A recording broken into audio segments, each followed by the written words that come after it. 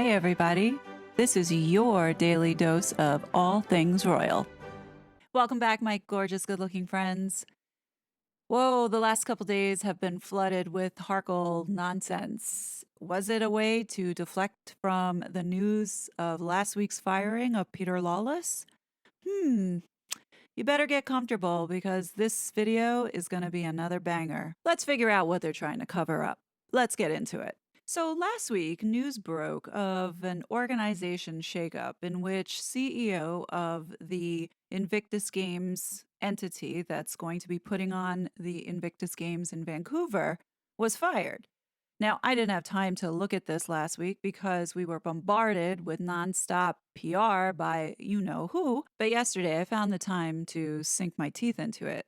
And boy, am I glad I did because there's a lot to unpack here. So let's talk about what was being reported. Originally, Mail Online had broke this story and exclusively revealed that CEO Peter Lawless, who is a lawyer and arguably Canada's most respected Olympic and Paralympic administrator, left his job abruptly. So, a whistleblower or insider has claimed that Peter Lawless, who was awarded the Diamond Jubilee Medal by Harry's grandmother, the Queen, in 2012, was fired, and morale amongst staff is now at an all-time low. An Invictus Games spokesman declined to comment on whether he was sacked, instead saying he had been transitioned out and was no longer an employee, but will remain an ambassador.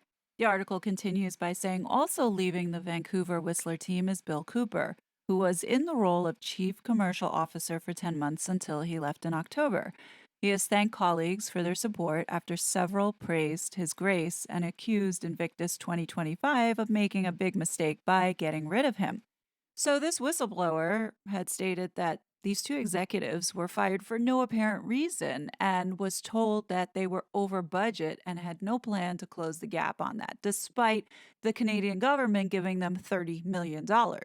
Now, many suspect that Meghan and Harry are partially responsible for these two firings due to them sucking up part of the budget, whether it be in the appearance fees, the private jets, the hotels, the food and lodging, Meghan's expensive wardrobe to do her fashion show at Invictus, unnecessary costs being charged back to Invictus, lining the Harkles' pockets. I would have to agree with that. But I also have to think that there's other areas in which funds are being mismanaged because $30 million is a lot of money to be given to now all of a sudden have this gap and unable to make it up. So in order to make sense of this, we need to go back to when it was announced that Canada now was going to host the 2025 Invictus Games. Justin Trudeau had made the announcement back in May of 2022, indicating that 15 million coming from British Columbia and 15 million coming from the governments would support the Invictus Games Vancouver Whistler in 2025. And then an additional $1 million would be provided to Soldier On program to support Canadian veteran participation in the Games. So how did Vancouver get this money and be awarded to host these games? Well, let's talk about the Invictus bidding process. Much like the Olympic process in choosing which country will host the Summer or Winter Olympics, the same process apparently happens with Invictus, in which countries or cities submit bids to Invictus according to an RFP that's issued out. In 2019, Peter Lawless was part of the Victoria bid for the 2023 Games, in which Victoria had lost to Düsseldorf. It has been said the reason why, or the major reason why, this bid lost in Victoria was the accessibility to Victoria Island. So it's not a surprise on why they made Peter Lawless the CEO of the Vancouver Games, because he was a part of now the Vancouver bid after the Victoria bid failed. This time around, they won it, and I'm guessing, rightfully so, they put him as CEO. And part of the team for this bid was Bill Cooper.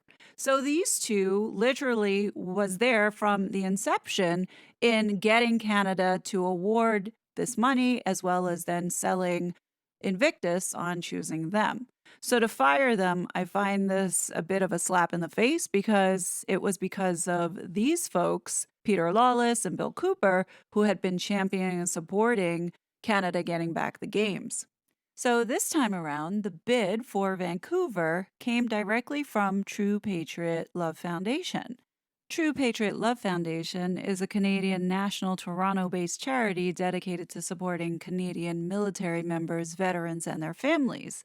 It has committed more than 31 million to 945 community-based programs across Canada since 2009, which has helped change the lives of 30,000 military members, veterans, and families. The foundation raises awareness around the challenges related to military service on a national level and funds programs in local communities to support health and well-being, enable rehabilitation and recovery from injury, assist the children and spouses of those who serve, and promote reintegration into communities following service. So it makes perfect sense as to why this foundation submitted the bid to host the games. Now, when we look at the organization, we need to take a look at who's leading it. Coincidentally, the CEO of this particular foundation is Nick Booth. Who is Nick Booth, you might ask? Nick Booth was the founding CEO of the Royal Foundation. Yes, folks, that is the same foundation that William, Catherine, and Harry were a part of. And he led the charge from 2010 to 2017, joining True Patriot Love Foundation in February of 2019. Now, I'm not saying that the Invictus bid was awarded to Vancouver through the True Patriot Love Foundation, but I do believe that this guy had some influence based on who he knew and his past experience. So I'll leave it at that.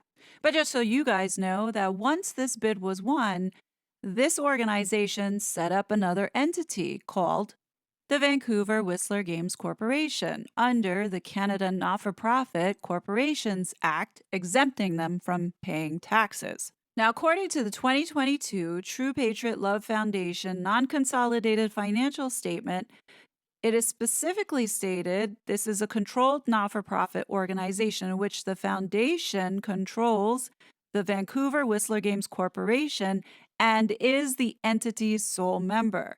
This particular entity, which is this Vancouver Whistler Games Corporation, is strictly dedicated to the operations and organization of the 2025 Invictus Games. So it's safe to assess that Peter Lawless and Bill Cooper were a part of this entity in which Nick Booth, who is the CEO of this True Patriot Love Foundation, had been overseeing. You see how this all works? Now, what raises a big red flag for me is the amount of directors that are part of this Vancouver Whistler Games Corporation. How is it that you have almost 20 directors, citing now 22 directors, as a part of this temporary entity, and only have 2 people left for leadership in this temporary entity? You get rid of Peter Lawless and Bill Cooper, who was a part of the team. Make this make sense. What are the directors doing, and why are there so many of them? And this has nothing to do with the Invictus Games Foundation umbrella. They have their own trustees or directors or whatever you will call Prince Harry and the gang, as well as their executive leadership. So you have the parent company with all these little subsidiaries, whether it be Düsseldorf, set up the same way. You had Sydney, Australia, set up the same way. Now you have Vancouver set up this way. And I'll tell you this right now, looking at the financials of all these separate entities, the math is not mathing. Something's going on. Before I show you an example of the math not mathing with these separate entities, let's talk about how the Invictus Games Foundation is funded from a parent perspective. Capitalizing on the experience coming from the Endeavour Fund, which was housed under the Royal Foundation, the Invictus Games Foundation is funded through partnerships, sponsorships, grants, and public donations. In the year before Harry left for California, the Endeavour Fund was part of the list of partnerships and sponsors that supported this organization. In year 2020, that Endeavour Fund support is now gone. In 2021, Microsoft and Netflix add their names to the list. I'll get into the extent of Netflix involvement in just a second. Then we have the sponsors for last year in 2022. As you can see, BetterUp has been added to the list, BlackRock, Salesforce, and Netflix returning again for a second year. You see, Invictus Games Foundation has a subsidiary that is for profit called IGF Trading Limited. So, any business deals that are done, such as licensing or trading or even creating the series with Netflix, would have to go through this arm. Now, let's get back to the example that I wanted to show you. So, I managed to dig up the Victoria bid that was submitted for the Invictus 2023 bid. Let's remember that Peter Lawless was attached to this bid, so we could assume that the bid that was submitted for Vancouver was of similar nature. But here's what I want your attention to go towards. In the top, as you can see, it says, the bid materials are being prepared and the formal application must be submitted by March 29, 2019. The hosting rights for 2022 will be announced this summer. Now, remember, we had COVID, so everything was pushed a year out. The total cost for the application is $70,000, which will be funded through a combination of investments from local stakeholders. $70,000 to submit an application. Well, we don't know how many submissions there were, but at the time when this bid went in, we also had Düsseldorf and you had other cities that were bidding for it. We know for sure that before Vancouver was chosen, there were at least 2 other bids competing for this hosting of these games. So, where did the $210,000 go from the application process? They're not listed anywhere in the financial statements. But here's the thing, that amount is higher because this was only the short list. Who knows how many applications were submitted? Now, another red flag that I raise here is the contract that the Canadian government issued back in April of 2023 for this Invictus shindig that's about to go down. As you can see, the contract began in April of 2023, but interestingly enough, the contract doesn't end until 2027. And this is for $15 million, folks. Why are they ending the contract in 2027 if the games are in 2025? Does that mean they're going to continue to keep using money after the fact? Who are they paying? This is supposed to be a temporary gig. What is going on? Let's go back now to the True Patriot Love Foundation's non-consolidated financial statement for 2023 around this Vancouver Whistler Games Corporation, you know, the one with 22 directors and 2 employees. Take a look at the financial position here. When you look at the balance sheet for this entity belonging to the True Patriot Love Foundation, you can see that they started it out, or I guess they injected $1.3 million in assets, whether it be cash. Then they had another 1 point something million into considering as revenues. But what's interesting is the expenses and operations was more than what they had sitting in the actual organization. So my question is, what happened there?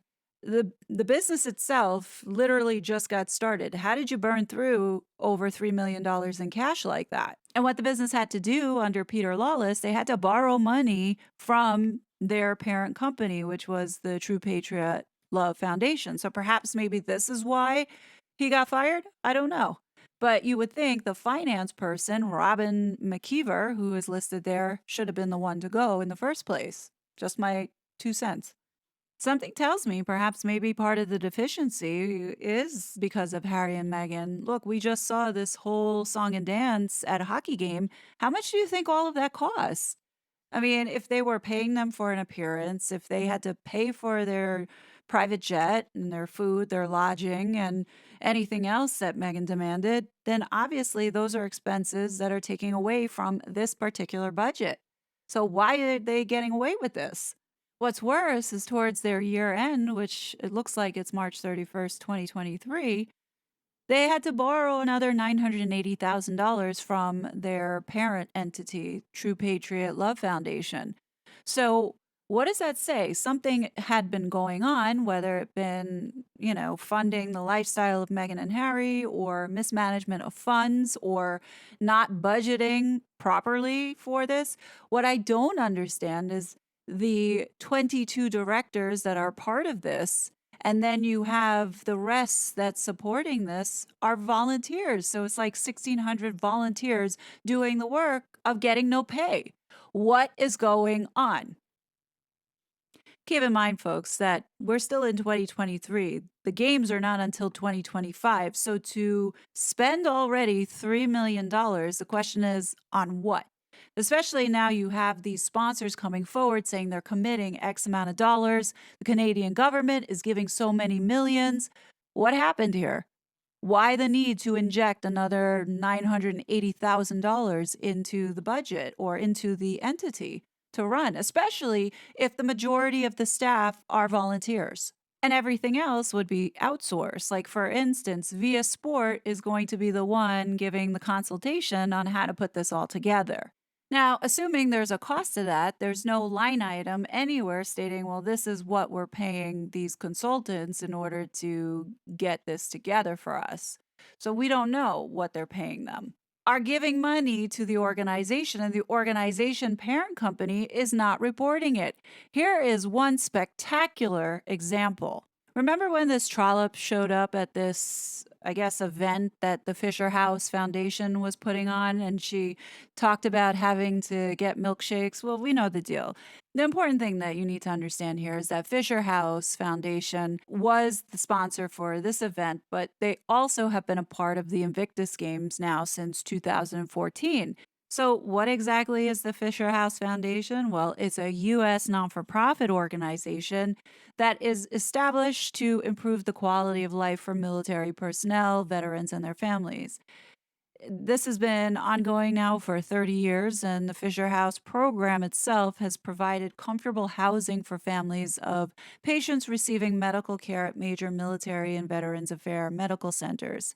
The accommodations that they set up is for the military personnel to stay free of charge near their loved ones while they're getting this medical treatment.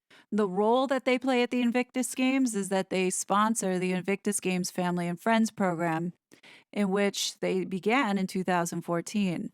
This program enables competitors from all participating nations to bring 2 family members or friends to the game, accompanying them during this important step on their road to rehabilitation. What's included in this family and friends package for the Invictus Games are free travel and accommodation on site, free use of public transportation, and meals during the games.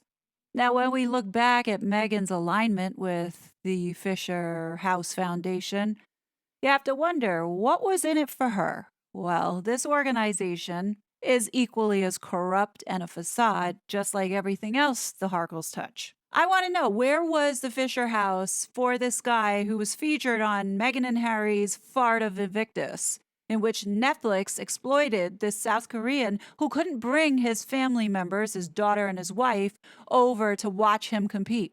How can this hypocrite say no one gets left behind when they left the family of this South Korean competitor? These two are so disgusting. What's even worse is Fisher House Foundation's given well over $1 million since 2018, and none of it has been reflected in the Invictus Games Foundation reports. None of it. In 2018, according to the IRS tax form for the Fisher House Foundation, they gave about $1.2 million to Invictus Games. Now, I can't imagine that the Invictus Games Foundation report for 2018 financials says that donations and grant income of £268,000 is all that they took in. Now, could it be that this was for the Australia Games? Possibly. Now, I did some digging and I found the actual charity in which was housing this Invictus Games. As you can see here, this was the Australian International Military Games. This was a newfound not-for-profit that was set up just like the one in Vancouver that I showed you, in order to run this business or run this event. When I look at the financials, the numbers don't add up. So something is definitely going on.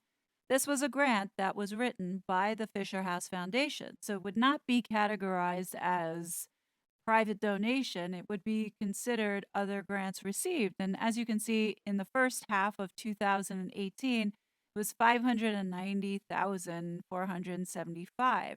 So now when you look at the 2019 report for the second half of June, you see that $421,565 was listed as other grants. So you mean to tell me that they only had one grant, and when you add the two amounts together, they don't come close to 1.2 million. Do you see what I'm saying, folks? Even if this was intended for Australia, the numbers don't add up. And why would they put Invictus Games and not the actual charity that's listed there?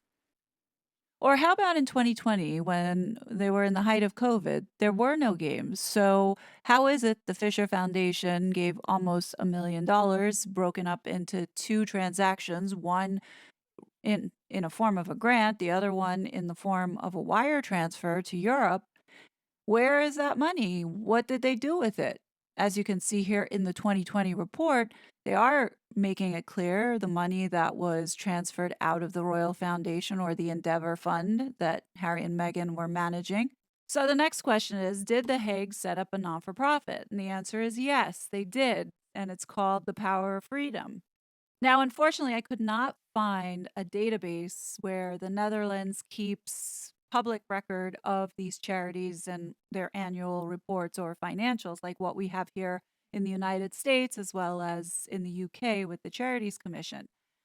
So, right now, let's pause on that. But what I found interesting was in this policy that they have up on their website for the Hague 2020, it does give a breakdown in detail as to how they are financed and what the budget was for the Invictus Games, which I found quite interesting that they would disclose that on the website. Perhaps maybe they don't have a mandate to be transparent in a financial report. I don't know. But what it says here is that the required budget for organizing and fulfilling the Invictus Games 2020, which was then moved into 2022, has been budgeted at 15 million euros. This budget has been composed on the basis of an initial cost estimate as well as experiences gained during the previous editions of the games. About 2/3 of the above amount money has now been secured through a guarantee from the government and external sponsors. The money is not in hands of the foundation yet. The foundation is currently paying the startup costs from grants received from the Ministry of Defense and the V-Funds. The remaining amount of money will be brought in through various fundraising activities during 2019. For this purpose, interactions have been started now with a large number of parties. So I don't know what the final cost was, but I can tell you this. When Düsseldorf came around, it was almost $40 million. I don't know what the conversion is to euro, but this is what I'm seeing online being reported. It would make sense that that is now the ballpark figure because Victoria's bid was 39 million and then you see Vancouver coming in at 30 million. So now the cost went from 15 million euro. Now it's skyrocketed up almost double the cost. So I wonder, where are they shelling out this money to? Makes you wonder why all those board of directors are a part of this. I don't know German, and unfortunately, I could not translate this PDF into English. So, from what I gather, and it does appear that it is in line with what I've been reading online on what the request was as far as the budgeting and the amounts that were being allocated to the various pieces to make this whole thing kick off in Dusseldorf. Now, here is the difference with Düsseldorf and the rest of the other Invictus games. So, as we have seen, the standard format or template is you have Invictus Games Foundation, which is like the parent, and then you have all these different franchises branching out whenever there is one of these games being held. So, Sydney has a branch, The Hague has a branch, we see Vancouver now have a branch, Düsseldorf has a branch. And guess what, folks? The monies now are being localized. So for Dusseldorf, it was the German government who was hosting and sponsoring this. So the Ministry of Defense is the actual entity in where all the monies had been funneling through on this one. So, according to this German magazine focused on sports for the armed forces, they're reporting that the budget for this Invictus Games in Dusseldorf was around 40 million. And they said that a heavy amount was burdened on the German taxpayer. And that's because the money came out of the federal defense. The crazy thing about all of this is they can afford to fly Meghan and Harry on a private jet and allow Meghan an allowance for expensive clothing. That's because the sponsors, when they're giving to the charity, they're not giving cash, they're giving in kind donations. So whether it be, I don't know, giving a discount on rental of the facilities or tickets or technology, these companies are giving their services so they can write this off on their tax return. Take Amazon, for instance. They became an official ticket partner in which they gave free tickets to people. Now, I'm sure there was a trade off in which you had to download some app in order to use the free ticket. And by that, you're giving permission for Amazon to have your data. I mean, nothing is free. And this is what, we need to be smart about when we see stuff like this. These companies are not doing this out of the kindness of their heart. They're doing this to promote themselves. And a lot of this for these corporations are tax write offs. What's disgusting about this, and I said this with the Netflix exploitation, is that they are essentially promoting war. And reading this sports magazine, it does indicate that the German military defense, part of the reason why they took this on is because of their support for NATO and turning, military into something sexy. And yeah, honestly, I don't know the angle that they're going here with this, but the fact that the German government took this on to promote the solidarity and unity and fighting for Ukraine and supporting, our stance on, fighting for our freedoms, this is all to make money. This is for Boeing and this is for Lockheed Martin, those that are making like the airplanes and the weapons. It's this is really a sad thing. And then on top of it, Fisher House, who is one of the premier partners, has a known history of scandal. So apparently, this guy, Kevin E. Creed, who helped set up, I guess, a franchise of this Fisher House in Connecticut, took $1.4 million from the charity and he wired this money somewhere and apparently he got caught. Now, my point being here is we see some dodgy grant making going on here, going to Invictus Games that we can't find where that money went. I'm just saying. It doesn't look too good when last year they were also audited by an independent accountant firm and they found a deficiency in internal control. As politely as they could say it, there was a problem with reliability of financial reporting. So, what does that tell you?